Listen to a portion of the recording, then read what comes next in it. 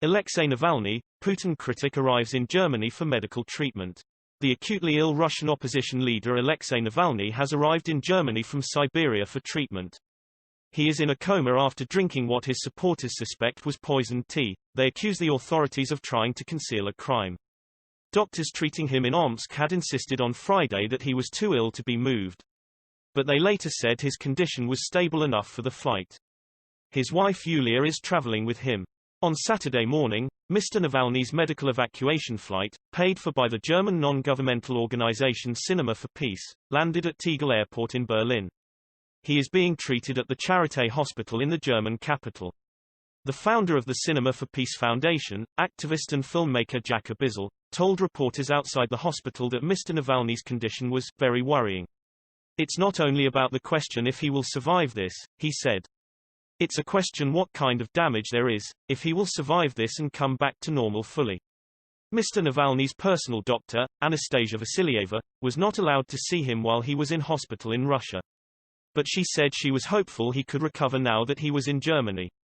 "I'm sure that they can treat him and do everything to eliminate this toxic agent from his body." Medical staff treating Mr Navalny at the hospital in Omsk said before his flight that his life was not in immediate danger.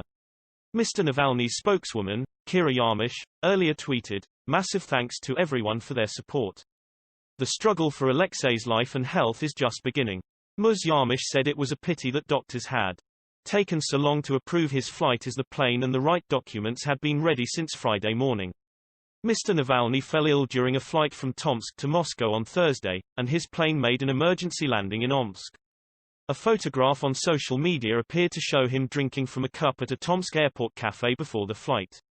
His team suspects a poisonous substance was put in his tea. Disturbing video appeared to show a stricken Mr Navalny howling in agony on the flight. Passenger Pavel Lebedev said he had heard the activist screaming in pain. What the doctors said on Friday. The head doctor at the hospital where Mr Navalny was being treated in Omsk, Alexander Murakovsky, warned late on Friday that doctors did not recommend flying, but his wife insists on her husband being transferred to a German clinic. The patient's condition is stable, Deputy Chief Dr. Anatoly Karlinachenko was quoted as saying by the Interfax news agency. "As we're in possession of a request from relatives to permit him to be transported somewhere, we have now taken the decision that we do not object to his transfer to another inpatient facility," Dr. Karlinachenko said.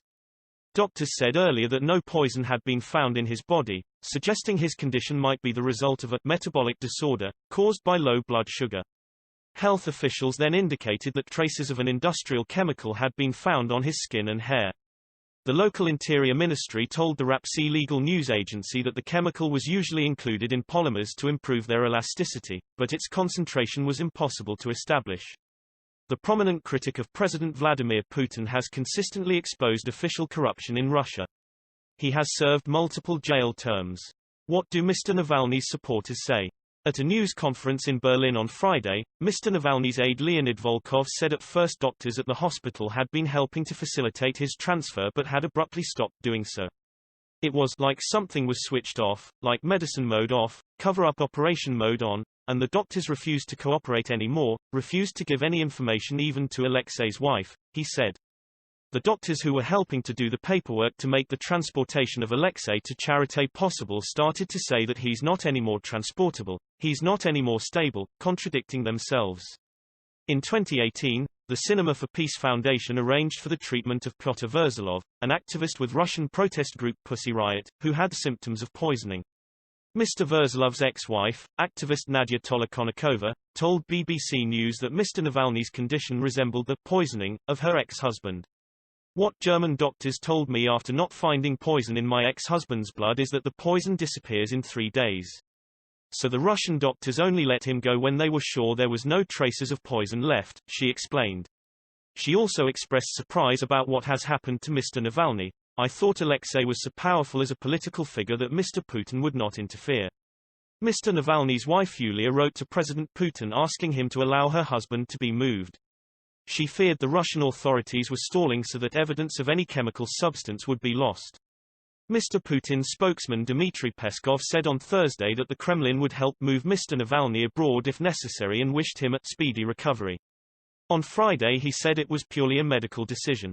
Foreign leaders including Germany's Angela Merkel and France's Emmanuel Macron have expressed concern for Mr. Navalny.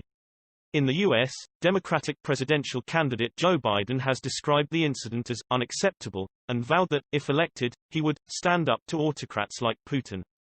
Timeline: Navalny targeted April 2017. He was taken to hospital after an antiseptic green dye was splashed on his face in Moscow. It was the second time he was targeted with Zelyonka, brilliant green, in English that year. "It looks funny but it hurts like hell," he tweeted following the attack. July 2019, he was sentenced to 30 days in prison after calling for unauthorized protests. He fell ill in jail and doctors said he had suffered an acute allergic reaction, diagnosing him with contact dermatitis. His own doctor suggested he might have been exposed to some toxic agent, and Mr. Navalny said he thought he might have been poisoned. December 2019, Russian security forces raided the offices of his anti-corruption foundation, taking laptops and other equipment. CCTV footage showed officials using power tools to get through the door. Earlier that year, his organization was declared a foreign agent. Source: BBC News. Please subscribe to my channel. Thanks for watching.